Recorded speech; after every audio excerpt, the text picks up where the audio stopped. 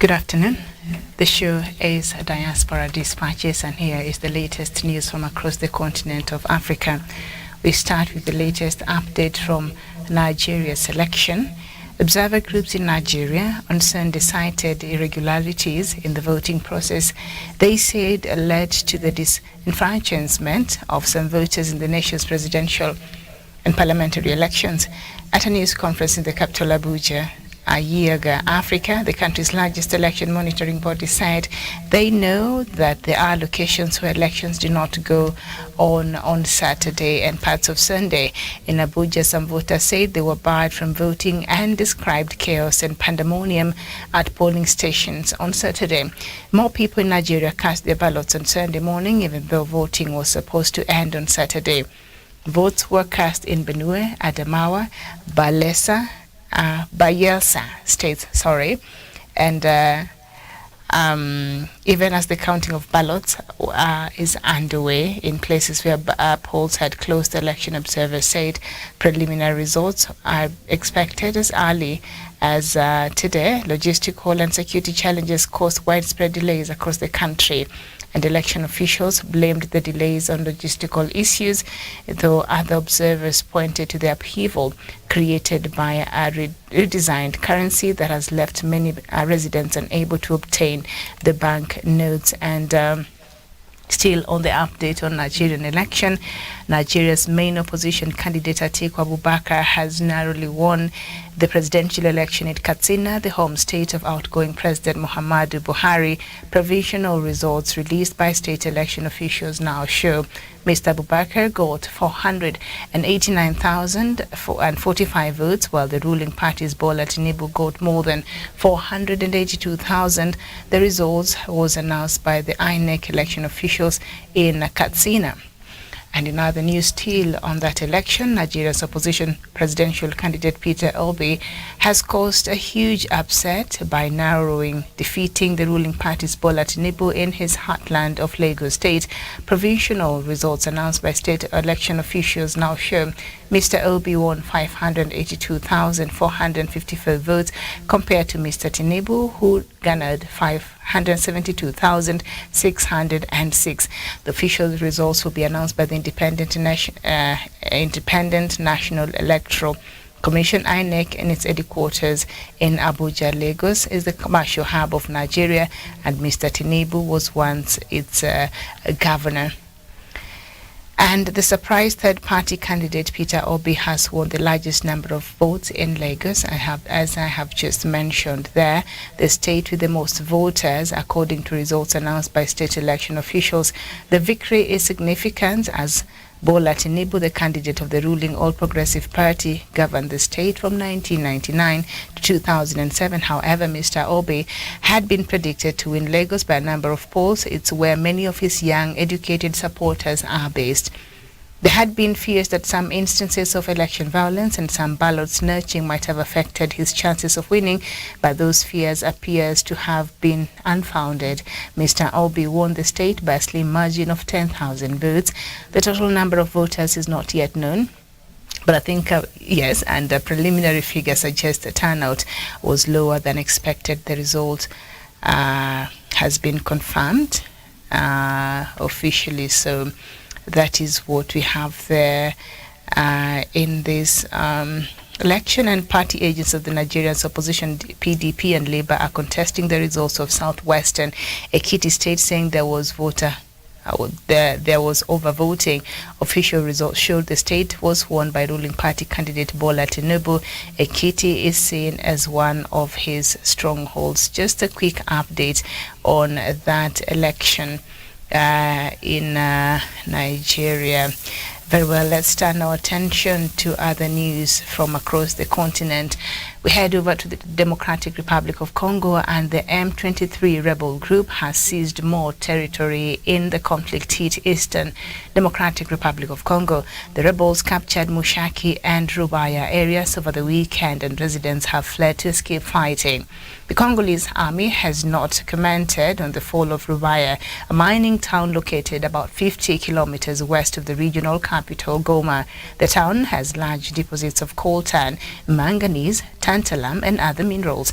The M23 rebels were on Tuesday set to begin withdrawing from some territories they recently seized, according to a new timeline adopted by the East African defense chiefs. The ongoing conflict has displaced hundreds of thousands of people in the last 6 months. The DRC has accused Rwanda of supporting the M23 group, allegations Kigali has been denying. And still staying with the DRC, the U.S. is doubling down on Rwanda on accusations of its involvement in the conflict in Eastern Democratic Republic of Congo, as a regional force meant to bring peace received approval to tap into an African Union peace fund. Last week, the African Union endorsed a proposal to have the East Africa Community Regional Forces, EACRF, to receive financial support from the AU, targeting to streamline operations. At the same time, the U.S. accused Rwanda of deploying troops to DRC, adding blame to Kigali's role in the violence in the vast neighboring country. A statement issued on Wednesday last week said Washington was asking Kigali to adhere to regional peace initiatives. This is the first time the U.S. is pinning blame on Kigali for involving the military in the DRC. Previously, Washington had sided with Kinshasa to accuse Rwanda of supporting the M23, made up of Congolese Tutsis who have taken up arms over alleged marginalization in their country. Washington said it endorses a decision of the recent meeting of the African Union Peace and Security Council, which asked all foreign armed groups to leave DRC and all rebels to withdraw from occupied positions. Kigali has always rejected accusations of fomenting conflict in the DRC. On the margins of the recent African Union summit in Addis Ababa, President Paul Kagame indicated that his country was ready to play its part in the search for peace, but not to be carrying the burdens of others. At the summit last week, the U.S. sent Assistant Secretary of State for African Affairs Molly Fee funding for EACRF came as Kinshasa looks for a plan B on actual combat against rebels. At its meeting, the AU Peace and Security Council endorsed a proposal, particularly the revitalized of the framework agreement, a utilization of the AU Peace Fund to support the deployment and operations of the East Africa Community Regional Force. This means that the EAC can renegotiate the agreement with Kinshasa to prolong the stay of forces in the DRC, meant to initially last 6 months as it draws funding from the continental body. The AU authorized full deployment of the EACRF as approved by the EAC heads of state, but it was unclear whether the mission can enter full combat as demanded by Kinshasa, especially since the AU Peace Fund focuses on mediation and preventative diplomacy, a program that was launched in 2017 to also support institution rebuilding in places of conflict. And still on that matter, President Paul Kagame of Rwanda has said that a red line was crossed in the Congo crisis when Kinshasa enabled an anti-Rwandan forces based in the DRC to shell the country and kill innocent citizens. In an interview with the East African in the Rwandan capital Kigali, President Kagame said the DRC government has armed the Democratic Forces for the Liberation of Rwanda, FDLR, a rebel group active in the Eastern Democratic Republic of Congo with modern weapons.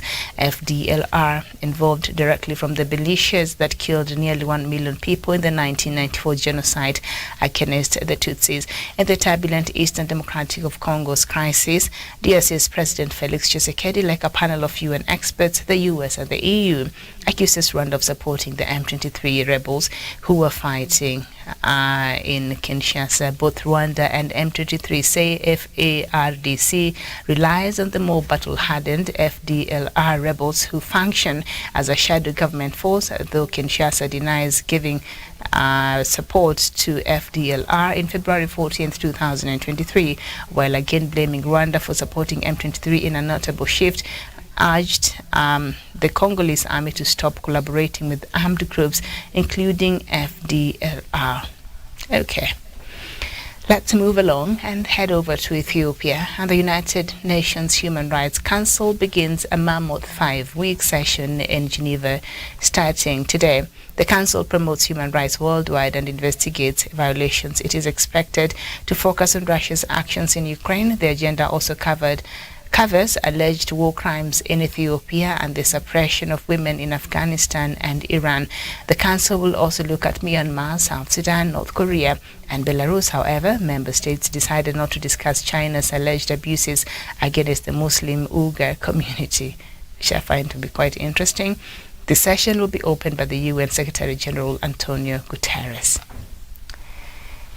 And the latest from Tunisia, from the sentiments that I shared with you on Thursday, I believe, last week, of what President Kais Saied said about the migrants from sub-Saharan Africa. Well, those sentiments has seen a steady flow of taxis that have rolled up outside the Ivorian embassy in Tunis in recent days, depositing dozens of migrants who say they no longer feel safe amid an officially sanctioned climate of fear.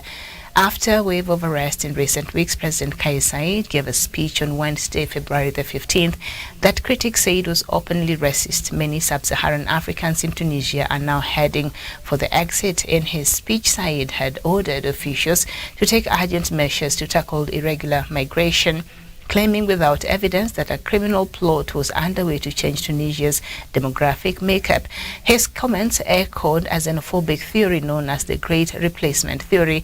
It is popular against anti-immigrants figures. It is also infamous because of attacker Brenton Tarrant, who killed 51 Muslims in Christchurch in New Zealand in 2019, who he notably was using this replacement theory.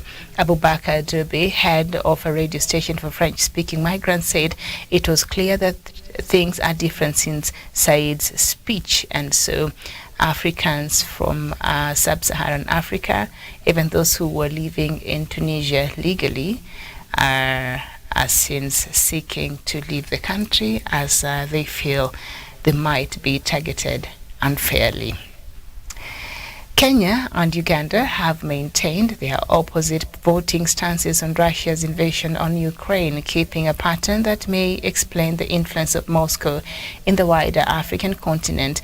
At the 11th emergency session of the United Nations General Assembly, UNGA, Kenya voted alongside 31 other African countries to endorse a resolution asserting the principles of the Charter of the UN, seeking a comprehensive, just and lasting peace in Ukraine. The vote, in which 141 member states supported, 7 voted against, and 32 abstained, means the UN General Assembly was demanding withdrawal of Russian forces from Ukraine, earning Kyiv the much-needed international backing against Moscow.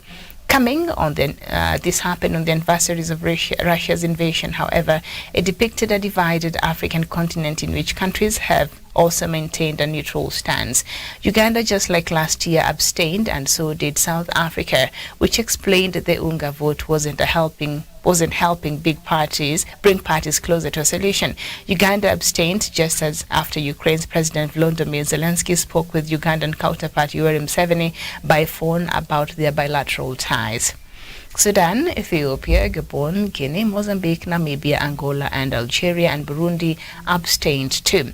Tanzania was absent from the room, failing to register a vote, while Eritrea voted no, becoming the only African country to reject the resolution. Overall, there were more African countries supporting the resolution than last year, when the UNGA first employed the emergency vote. Rwanda, DR Congo, Benin, Nigeria, Ghana, South Sudan, Niger were among those who supported that vote. And that is the latest news from across the continent of Africa. So, all right. Of course, the sentiments of President Kais Saied last week are quite appalling.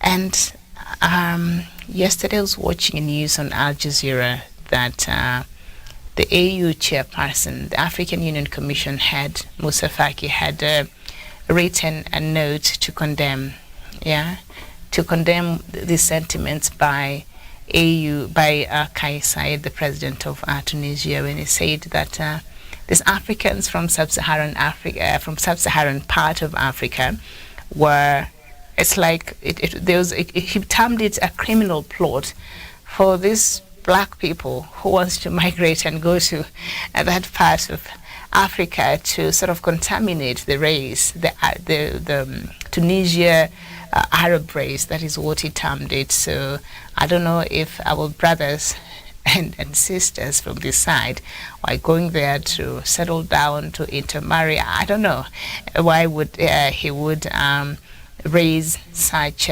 questions that are obviously targeted and to some huge extent very xenophobic. So even for those sub-Saharan Africans who had been even being in Tunisia legally are now leaving the country because they feel after these sentiments by the president, they don't feel quite safe over this matter. So I'm glad that the African Union condemned these utterances. I would have loved to see individual heads of state also condemn these sentiments, especially from the sub-Saharan Africa, and also maybe from countries like from other countries in North Africa. I would have loved for them to come in and say, tell off President Kais Saied, like you can't talk about, other Africans like this, because we're all Africans. We're all in this continent as much as they're Africans of Arab origin, but they are Africans nevertheless. They are in this continent, for heaven's sakes. They are in the African Union. So how they get to divorce themselves from this reality in their minds, I've never understood. Of course, I wouldn't expect a country like Morocco to come out and condemn Saied, not because Morocco is known to be maybe supporting these kinds of sentiments, but Morocco has been known to not love the fact that it found itself in the continent of Africa, and it always feels as if it belongs to Europe or the Arab world. And it lives physically, geographically, it is in this continent, but its ecology is somewhere else. So Morocco, it's another case altogether. But I would have loved to see even a country like Egypt come up and condemn these sentiments by Tunisia's president. But they were quite quiet, and this single statement that was issued by Moussa Faki, I don't think is enough. I would have loved to see leaders, especially whose citizens are known to perish in the Mediterranean. There's just another news, I think it happened yesterday, where a boat capsized, and I can't remember the number of migrants that were on that boat, that all of them, I think, are reported to have died. And so this is a crisis that keep happening. And as much as I would love to condemn, of which he should be condemned, the sentiments by President Kais Saied, but it appears the countries that have majority of these immigrants leaving, they're not doing enough to address the issues around why these young men and women are finding it necessary to risk their lives, trying to go to access places they're not even wanted, and putting their lives literally in danger to even have access to these places.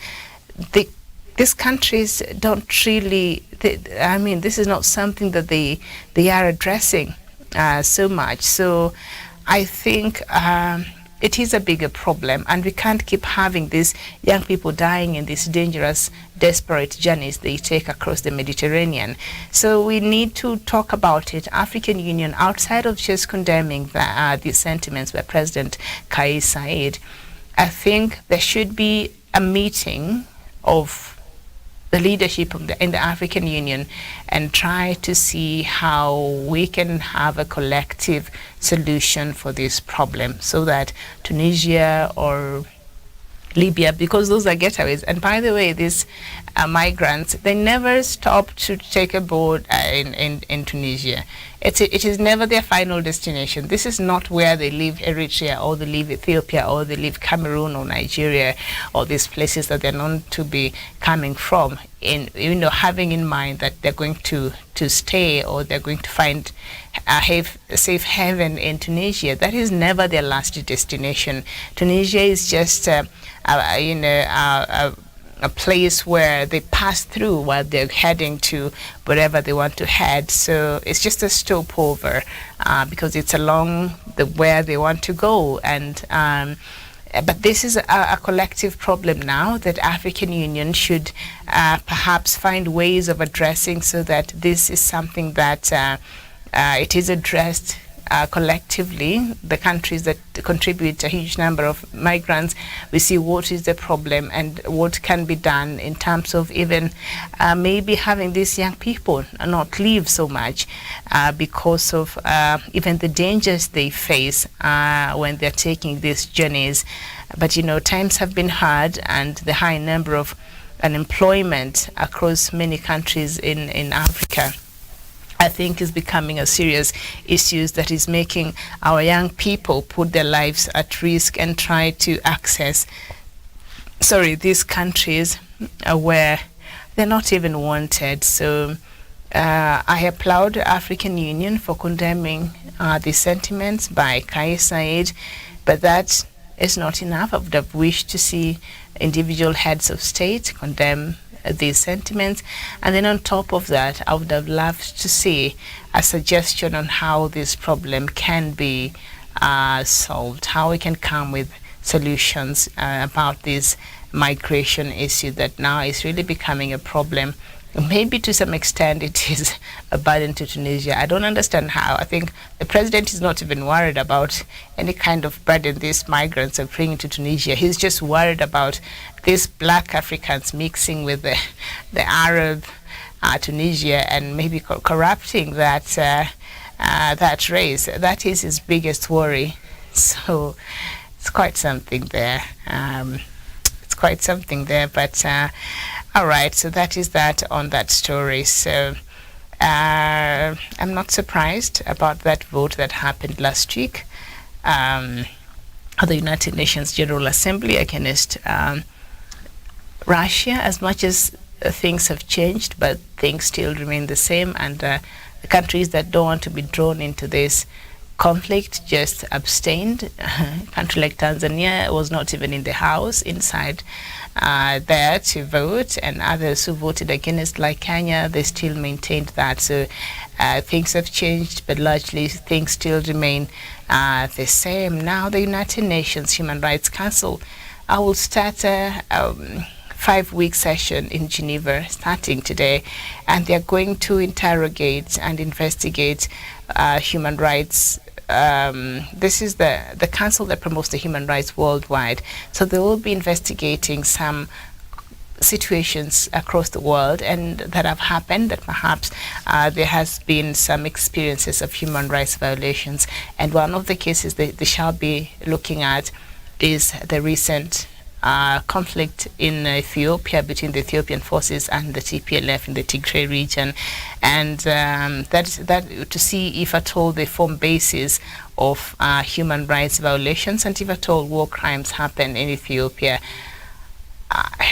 If I look at the definition of war crimes and what the threshold that things have to happen to enable them to be termed as war crimes, you can't convince me otherwise. Whatever that was going on in Ethiopia, the government is not even clear about the number of people that have died. But from different sources that we've had, people died. Let's say over 500,000 people died, and these numbers have not been disputed. A huge number of people died. So if that does not meet the threshold of war crimes, and there are some incidences where people were being, I think, was it in a jail, where I think is it Tigrayans who were serving jail time, about 80 or so of them were removed from their cells, taken out and shot at point blank, and so many of these atrocities that took place under the blanket of the blockade that had been put by the Ethiopian government. Nobody could access that area, only the military, not the media, not these NGOs, not these human rights groups, not anybody. It was just the forces and the people who were there that were going through this. So this is tantamount, unless the definition of war crimes changed, this has all the hallmarks. But, I'll just hold my peace and let the United Nations Human Rights Council do its investigation. I'll be just right here waiting to hear what kind of report they will come out with, because you have to call a thing a thing. You have to call it what it is, and see if how to address it, and maybe have situations where this does not happen again. Okay, so we're back to the Democratic Republic of Congo, and very worrying reports that we are getting from there is a renewed fighting at the Democratic Republic of Congo. Fighting is raging, and the M23 rebel group has seized more territory in the conflict-hit eastern DRC. This is the latest from the DRC. The rebels captured Mushaki and Rubaya areas over the weekend, and residents have fled to escape the fighting. The Congolese army has not yet commented. Now, this comes after the backdrop of the sentiments that I was reading to you just early. And before those sentiments, the U.S. now, is just pointing, and it's accusing directly Rwanda of its involvement in the conflict in the DRC, and even as the regional force, the East African regional force, has now been allowed to access fund, or to get more funds or more support from the African Union, so that it's able to streamline its operations. This comes on that backdrop. So the war is raging. Paul Kagame is spitting fire the other side, and the DRC is not saying much, but it wants to beef up its I don't know what else the Democratic Republic of Congo can do to beef up its troops to be able to match that kind of power that they're receiving from the other side, from their challenger. And on top of that, the East African regional force is also there. It can't be. It can't be. So anyway, so Paul Kagame, let's see what he said. President Paul Kagame said that DRC crossed a red line. It crossed a red line when Kinshasa enabled anti-Rwanda forces. So Paul Kagame is not admitting that indeed, as much as Kigali has been denying its involvement and its support to the M23, even after all these reports that have substantial evidence that indeed. But now it's not only the current, what it looks like he's agreeing, it's not even the M23 rebels. It appears even as, because there's another night video that was captured by the MONUSCO forces, the Rwandan soldiers, not the M23, the Rwandan soldiers making their way into that part at night. Okay, so when Paul Kagame comes out and says DRC crossed that red line when it decided to enable the anti-Rwanda forces based in the DRC to shell the country and kill innocent citizens in Rwanda. So is that President Paul Kagame admitting, because of the shelling and because of the killing of the innocent people in Rwanda by this group, and that's why now we are also backing the M23, and could be even the Rwandan army is also now fighting in this war? Because why would he say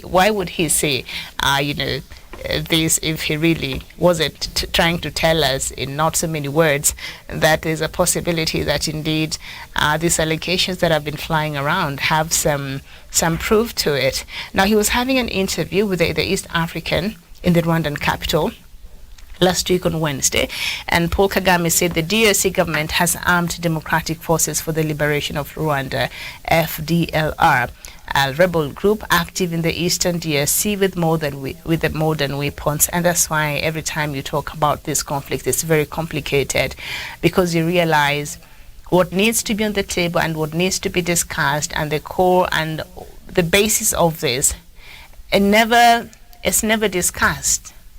So what is discussed is how do we have peace? How do we have this?